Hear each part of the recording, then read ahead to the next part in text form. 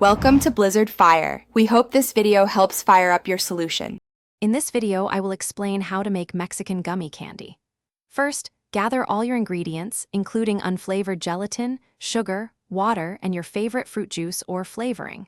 You'll also need chili powder, citric acid, and a touch of lime juice for that authentic Mexican kick.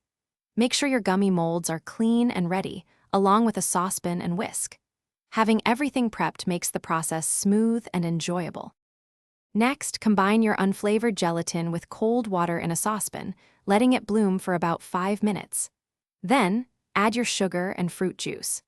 Gently heat this mixture over low heat, stirring constantly until all the sugar and gelatin are completely dissolved. It's crucial not to let it boil, as high temperatures can weaken the gelatin, preventing your gummies from setting properly. Once your base is smooth and clear, remove it from the heat.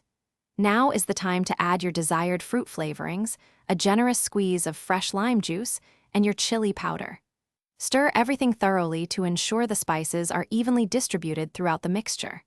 Then, carefully pour the warm gummy liquid into your prepared molds, filling each cavity almost to the top.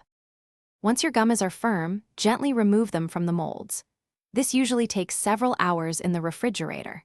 Now for the fun part, coating them. Mix more chili powder with a little sugar and citric acid, then toss your gummies in this delicious blend for that signature sweet, sour, and spicy finish. For more great tips on managing your finances, check the description for a link to a fantastic book and other deals. Enjoy your homemade Mexican gummy candies. Thanks for watching. If you found this helpful, don't forget to like and subscribe.